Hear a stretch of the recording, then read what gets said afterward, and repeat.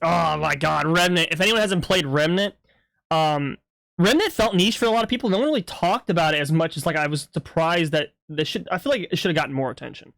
The bosses and just the gameplay feel of it felt like a world. It felt like a science fiction, scientific-y version of like Elden Ring or like a Dark Souls type game, but it had more of a fantasy aspect. I mean, yeah, Dark Souls has its fantasy stuff, but it's really dark. And Remnant has more of like that whole Western like fantasy going on with like the medieval like feel and vibe to it. I don't know, it's hard to explain. Like the way they do it is just so cool. It's just got a lot of really artistic value for it. I'm really excited for the second one. It's Kodiak here. Welcome back to Legacy Gaming. If you've seen our tweets recently, then you know our whole team has been knee-deep in Remnant 2 for about a week now.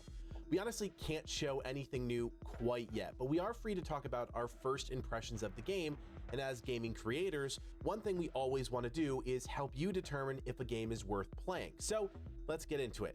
Keep in mind, based on the footage limitations, oh, the bosses are so cool. Look at that. Oh, dude. So feel free to close your eyes and treat this more like a podcast. Bro. So to start, it's really no secret that we're having an incredible time with Remnant 2, and regardless of if the developers gave us access to the game early or not, we'd still be playing this game top to bottom because Remnant from the Ashes is on some of our top 5 lists. Oh yeah, Remnant's amazing. People keep freaking sleeping on it too. Remnant 2 almost immediately is with the archetypes and the overall class identity. The game, for all intents and purposes, feels more like an adventure RPG, and a lot of that has to do with the way the team has reworked everything that feeds into a character's loadout. Skills really help define each archetype and are completely new to the game, so while mod powers function largely the same and are tied to weapons, your skills are tied to your archetype choice, which helps establish that sense of class identity. Alongside that archetype choice, you also get a slew of passive perks as well as an archetype trait, and that feels bonded. Goes down. Companion will attempt to revive them 50% max health. Can use the revive allies command. Downed ally must have a dragon. Okay. Attack hunter gain 30% range, skill damage, 9% range, skill critical chance. Awesome. Increase movement speed 10%. All allies within 10 meters equal to handler's movement speed if faster. Oh, dude. This is way more interesting than the first one already, just by looking at this.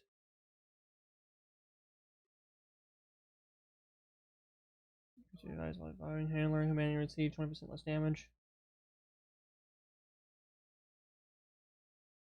Feels impactful.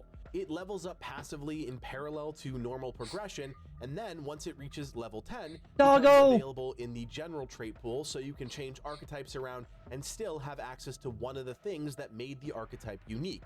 Honestly, it's a brilliant system that just furthers the insane amount of build potential within the game. Cool. Most of the things that pipe into the character system are great, but it's not a perfect system, and we have some small nitpicks specifically around the cost of that flexibility.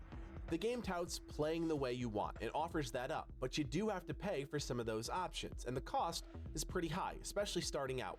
That also impacts your ability to try everything out, because you'll get a new weapon and want to immediately test it, but quickly realize there's not enough scrap in the world to keep up with all the upgrading. It's a limitation that we understand but don't love because it does nothing to elevate the experience. Dude, that's straight up fucking the Matrix shit. Look at that boss. That's a Sentinel. That's straight up a Sentinel. That's so cool. To elevate the experience. It's simply a burden, and when there is so much elsewhere within the game to offer satisfaction, it's a roadblock that serves, in our opinion, no real purpose. To put a bow on archetypes, for now, you also have to consider you can, after a little progression, have 2 equipped, which means you get all of the benefits of one archetype and most of another. That's cool. Just insane. Yeah. This is all completely new to Remnant 2, and the team absolutely nails the execution while also doing something unique that no other game is doing in the process. Livid would kick me if I didn't also mention what Remnant 2 took away from the game, the dependence on armor sets. And while we've talked about that before in other videos, it's a huge deal. And that's a good thing. I hated the fact that like you had to like wear certain outfits or certain sets in the first one. Even though the sets were cool and awesome to wear, there was some stuff I mentioned before that I wish I could put on and like wear because it would be so cool to use, but then it felt like it was just useless at the time. You know, for boss fights and stuff. So I had to keep switching stuff out. I'm so glad they removed that. really understood that completely once we started unlocking mutators. Because you're not worried about set bonuses, which are no longer tied to armor, when you find a new set, you can almost always just slap it on and have fun with it. Mutators take the idea of set bonuses and instead give you the ability to slot specific items on your weapons for those added effects. You do have to kill aberrations, which are challenging elite enemies to unlock a mutator, so it takes time. But that I like that. That's awesome. Remnant 1 players talked about is gone. I want to pivot and talk about the worlds for a minute. My god, the level design and art direction is just incredible. Yeah. I watched for the first time, the face side, and was just completely blown away. Like, we're talking super ornate Anor Londo vibes here. Not only is each world beautifully detailed, but the efforts the team has gone through to make each zone more expansive and feel unique is special. Even at 150 hours spread across our entire team, we've only scratched the surface, and that's saying something. Jeez. Trying to find that perfect tile set, you know, the ones that hold the clues to new items, is still very much a thing, but the more immersion-breaking concerns from the first game really haven't been a factor. The balance between procedurally generated content and the handcrafted set pieces works, and that's not something a lot of teams have been able to perfect. There's also plenty of secrets. Oh, the joy of finding secrets in Remnant 2. You might not know this, but Livid is the true Remnant expert on the team. I'm really the newbie, and to unpack some of the things Gunfire Games has hidden around the map is absurd. We're talking actual secrets, not something marked on a map that requires you to push a button.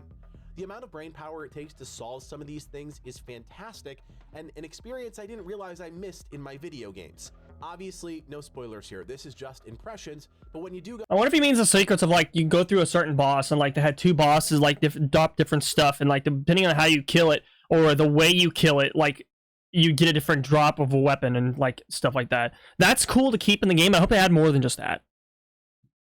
Go hands-on, check everything, and I do mean everything. For the sake of time, I think we need to touch on combat, because at the end of the day, that's a huge factor for a lot of players. The long and short of it is this: it feels absolutely amazing. The clunkiness that is often associated with Remnant 1 has, in our opinion, received a nice coat of polish, but that's to be expected given the core development team is still very much intact. Do we still mess up trying to revive each other and end up petting the dog? You bet, but it still feels way better. Where some people might be surprised is on the subject of difficulty. It's a tough game. There's no doubt about that, and we all know that. But to find that— God, look at that. —is more challenging so than good. From the Ashes may be news to some of you. I don't want to deter anyone from considering the game. Just realize that if you play most games on a harder setting, you're gonna need to temper expectations. As a group that started out on the veteran difficulty, still struggling at times to defeat some of the game's challenging bosses, yeah, it's a shock, but that only furthers the satisfaction. That's good though. Yeah, like, don't complain if the game's hard mode is actually hard. That honestly makes the reward for, like, killing the bosses that much more, feels amazing. Of actually defeating something. I'd classify Remnant 2's difficulty progression as stepping stones. You play on a lower difficulty so that you can gear up and reach that next rung on the ladder. Then grind it out some more, reach that next difficulty until you're eventually pushing Apocalypse, the hardest difficulty in the game. The best part? Each difficulty presents the chance to find new loot in general. See, yeah, I would just start on veteran mode then, though, because if there's, like, an Apocalypse mode and shit, and then, like, I'm not gonna start on easy mode because it's gonna feel like the game just, like, I play too many games nowadays where I'll just blow through everything unless there's, like, something's making it more difficult for me. And from bosses. And man, speaking of bosses, let's just talk about that for a second. I love a good boss fight. I really do. Look at them. When I got my first taste of some of the fights in Remnant 2, I just felt complete. There are some fights where things feel very Souls-like. You're dealing with a powerful enemy that utilizes a couple core abilities. There are other fights where your brain is constantly on overdrive as you're trying to learn patterns, coordinate movements, and control the chaos. There's one fight in particular, again, no real spoilers, where you have to deal with one enemy on a platform while also watching out for another boss that can shoot a laser beam down a center pathway. That reminds me of the two Insect Queen bosses that are on, what planet was that? I forgot. It was the planet with the Insect Queen, though. But they were like her princes or something, or like her warriors, and there were two of them on both sides of the bridge, and it was such a pain in the ass to fight them too. Instantly killing you. It's that sort of dual focus that is rare in a video game. That's why it's easier to play with more than one person. Put into some of these fights. Now, getting a bit technical for a second, there was a little noise around the game's performance leading up to launch. I have to tell you guys, 3 of us playing on 3 completely different PC setups, we barely noticed a thing. Sure, we ran into the occasional network issue when trying to co-op, but in terms of stability and frame rate issues, it was silky smooth 99% of the time. We definitely ran into a few. Well, like he said, like, this is the same core team, though, from, like, the first game. Like, so they've able to polish it, make it even better, and the first game had a lot of changes, and it was just really fun. Bugs along the way, usually tied to the environment, but we were able to report those directly to the team, and more often than not, they were already on a list to be addressed. It's clear the devs tested and tested again, and after the abysmal year of base PC ports and just general instability with new releases, it's a breath of fresh air. Yeah. We'll have much more to talk about in the weeks ahead, including our full review of the game on day 1. This was just a taste. But I can't wait to play this, man. In love with Remnant 2. We want to do our part to support developers that we believe in, and truly think this game should be on everyone's radar. Yeah, I've been waiting for the second for a while. And you want to support the channel, you know what to do. Hit that thumbs up and consider subscribing. My name is Kodiak, and from everyone here at Legacy Gaming, thanks for watching, and play on. Yeah, that was like, dude, Remnant 2, do not sleep on it. I've been waiting for the second one for a while after me and my buddy played the first one through, and the first one was really fun. I will say, though, I feel like it's more fun with friends, and that's the cool part about it. It feels like you're able to, like, it was like a more stable version of what Dark Souls and Elden Ring had with, like, the multiplayer aspect, but you can play the entire game with your friend without, like, having to, like, go out of your way to, like, leave the world, come back, and blah, blah, blah, and, like, use a ring and all that. And, like, in this, you team up and you, like, go head on and, like, everything together. And I feel like it has the same aspect of, like, what Gears of War had. Like, Gears of War had that really cool aspect of, like, you can play through the whole campaign with your friends. And it was just, oh, it was an awesome experience. And I feel like Remnant is, like, taking from that. It's so good. I can't wait for the second game. It's gonna be amazing.